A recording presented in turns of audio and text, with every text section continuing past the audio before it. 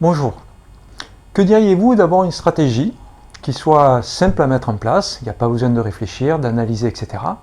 et qui vous permette d'avoir un rendement de 30% par an?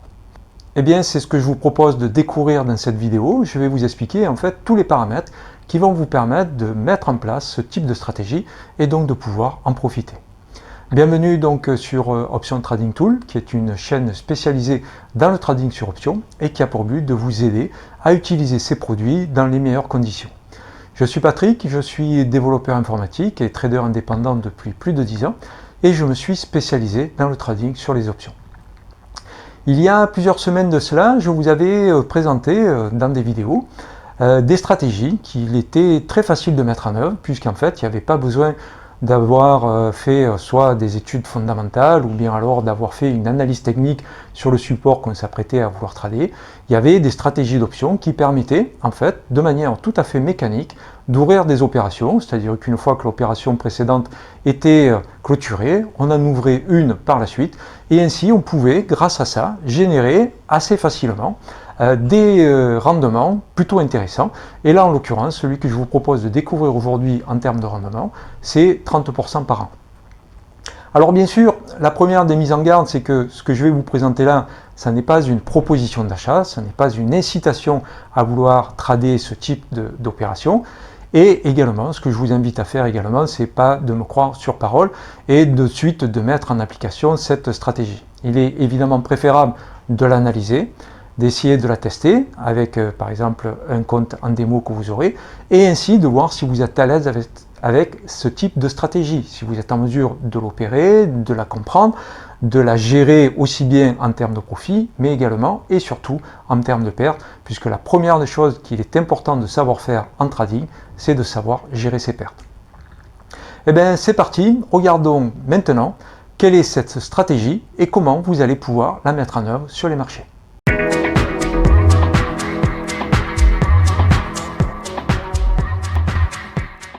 Alors ce que nous avons sous les yeux, c'est un fichier Excel que j'ai créé pour l'occasion, dans lequel nous avons la possibilité donc de voir ici l'equity curve en fait de la stratégie sur option dont je vais vous parler et pour laquelle je vais vous présenter évidemment tous les points avec lesquels vous allez pouvoir bien sûr mettre en place cette stratégie. Vous avez également l'ensemble des informations relatives aux résultats, donc on voit qu'en fait il s'agit du SPX, qu'elle a un drawdown de 1385, il faut multiplier par 100, donc 13,85 multiplié par 100, 1385, qu'elle a un PNL de 4600 $ pour un nombre total de 168 opérations. Ça, c'est l'average win, donc 0,88, enfin, etc. Donc, vous avez ici toutes les informations et vous avez également donc le taux de réussite qui est de plus de 85% en termes de taux de réussite au niveau des trades. Vous avez donc ici le max profit qui est indiqué ainsi que la perte maximum.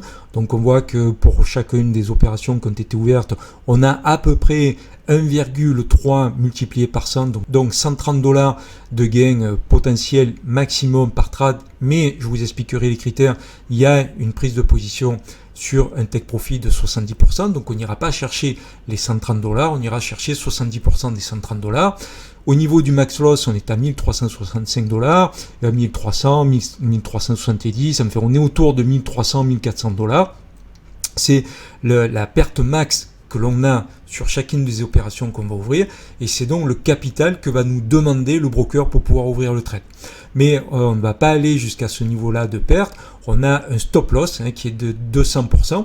200% de quoi? Non pas du max loss, mais du max profit. C'est-à-dire que lorsqu'on ouvre l'opération, par exemple ici, pour un max profit de 145 $, on aura une perte maximum de 145 $ multiplié par 2, soit 290 $ et non pas 1355 $ comme c'est indiqué ici. Et on voit que l'opération a généré un profit de 97 $, ce qui est à peu près 70% des 145 $ de premium récoltés au départ. Et on voit que les gains sont à peu près identiques, on voit 0,80, 0,75, 0,85, 1,17, là c'est un petit peu plus élevé que d'habitude.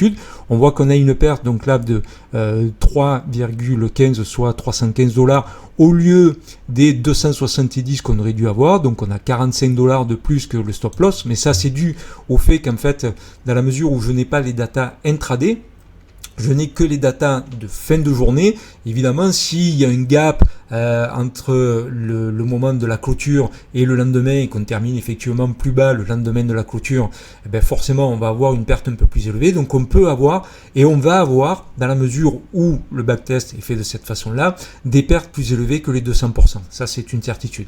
Par contre, dans la réalité, si vous mettez votre stop loss, évidemment, vous mettrez un stop loss à 200%, à moins évidemment de vous retrouver dans une situation où le jour de la clôture, le cours aurait clôturé, on va dire, à 190% de votre stop loss, et le lendemain, ça clôture à moins 250%, ben voilà, vous aurez perdu 250% du max profit récolté et non pas 200%. Mais voilà, donc il peut y avoir effectivement, et c'est ce qu'on peut constater dans la réalité, entre les backtests d'une part et la réalité d'autre part. Voilà, il y a toujours une différence qui est faite là-dessus. C'est pour ça qu'on essaie toujours, lorsqu'on fait des backtests, d'ajouter du slippage qui, lui, une réalité. Lorsqu'on a un trade qui est opéré, forcément, il y a un décalage entre le moment où le trade est opéré et le moment où on prend véritablement le trade, donc il y a un petit slippage, mais il faut toujours ajouter justement cette marge d'erreur qui peut y avoir et qui prend en compte justement ces décalages que je viens de vous expliquer entre le moment où un stop peut être déclenché et le moment où il est réellement dans la réalité, compte tenu justement de ces décalages de cours sur les cours de clôture. Alors on peut voir ici que en fait les trades sont totalement automatiques, c'est-à-dire qu'en fait on ouvre un trade à partir du moment où en fait le trade précédent a été clôturé. Donc on voit ici que nous avons la date de sortie qui est le 22/01/2015 et on rentre le 23. On sort le 12/02, on rentre le 13/02. On clôture le 2/03, on ouvre le 4/03. Donc c'est vraiment quelque chose de complètement automatique. Il n'y a pas besoin de faire d'analyse technique, analyse fondamentale, etc. Vous ouvrez un trade à 40 jours d'échéance, mais je vais vous donner tous les points précis sur la manière dont le trade doit être ouvert. Et vous voyez, une fois qu'il est clôturé, soit c'est le stop loss qui a été déclenché, soit c'est le take profit, et bien le lendemain, à nouveau, on ouvre exactement le même trade avec les mêmes deltas, les mêmes écarts, etc. que je vais maintenant vous présenter afin que vous ayez tous les éléments qui vous permettent d'ouvrir ce type d'opération et de pouvoir bénéficier de cette stratégie.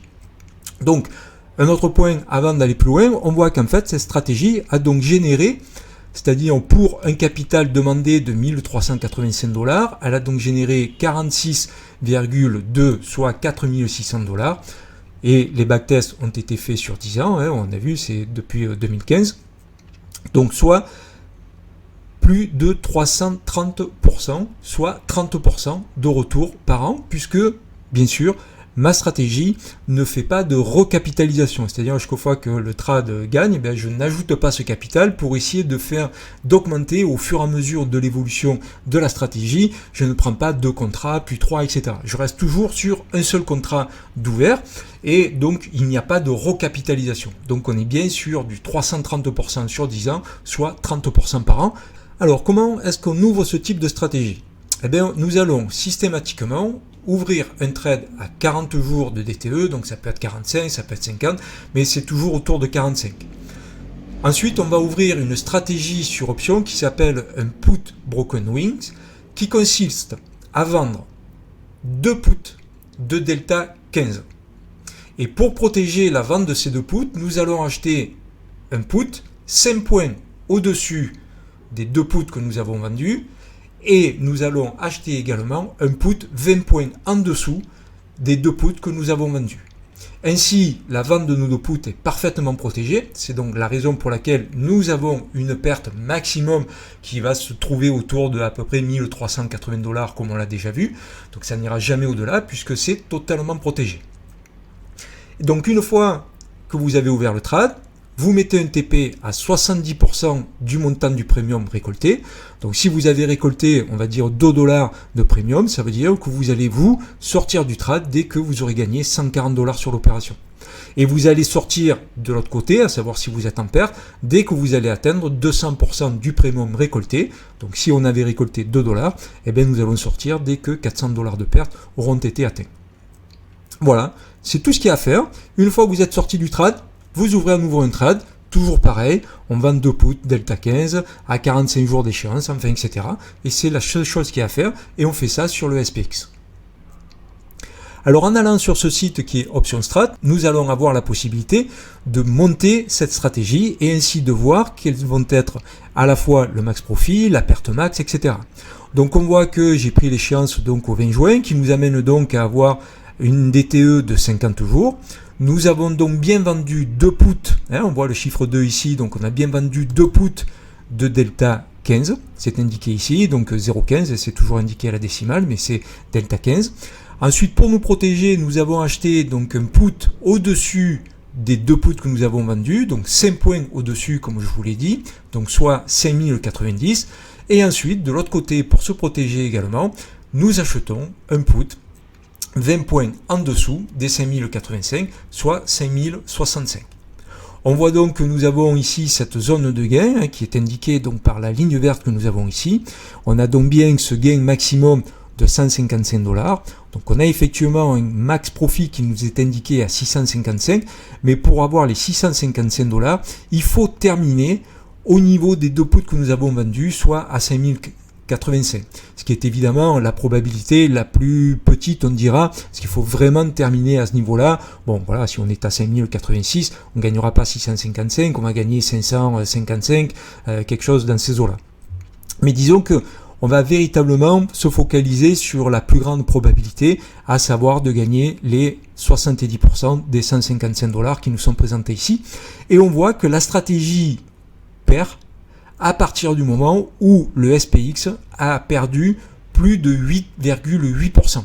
Et la perte max est atteinte ici, donc à 1345 $, comme c'est indiqué ici, lorsque le marché, à savoir le SPX, aura perdu plus de 9%. Alors ça, évidemment, le graphe que nous avons là sous les yeux vous indique donc les zones de gain et de perte à la date d'échéance. Mais durant la vie du trade, effectivement, les zones de gain et de perte ne sont évidemment pas les mêmes.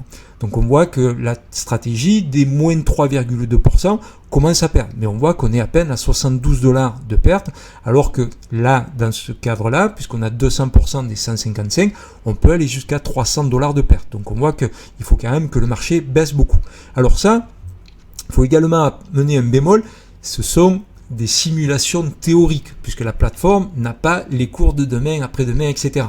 Donc la manière dont les cours sont calculés là sont sur la base du modèle Black-Scholes, qui est un modèle théorique et qui n'est pas conforme à ce qui se passe réellement dans la pratique, puisqu'il y a également la volatilité implicite qui va intervenir, l'offre et la demande, si le marché est plutôt en stress, enfin, etc. Donc il y a beaucoup de choses qui vont intervenir. Toujours est-il, quoi qu'il se passe sur le marché, ce que nous avons pu voir à la date d'échéance sera vrai. Ça, c'est vrai quoi qu'il arrive. Voilà, vous avez donc en main toutes les informations qui vous permettent de mettre en place une stratégie extrêmement simple avec laquelle vous aurez 30% de return par an sur la base des backtests. Évidemment, les backtests ne présagent en rien de l'avenir et de ce qui peut se passer dans le futur.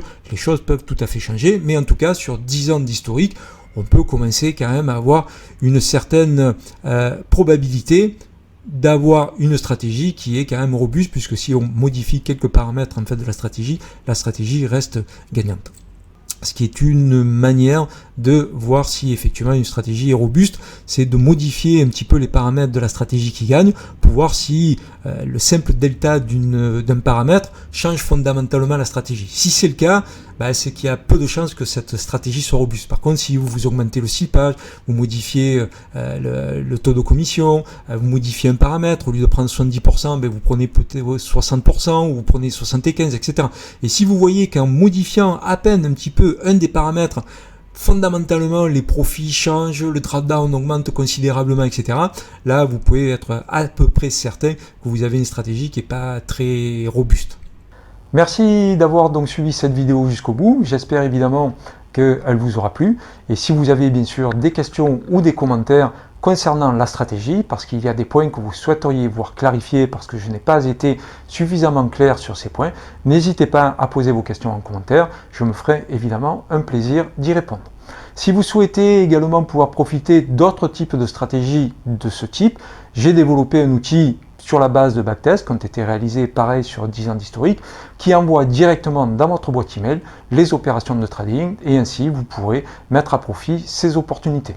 Bien sûr, vous aurez un mois gratuit, ce qui vous permettra de pouvoir tester ces outils avant de pouvoir les utiliser dans votre propre trading, et une heure de coaching gratuite durant laquelle vous pourrez me poser toutes les questions que vous souhaitez, et cela me permettra également de vous former à l'utilisation de ces outils et vous permettre ainsi de ne pas perdre de temps quant à leur compréhension et leur utilisation.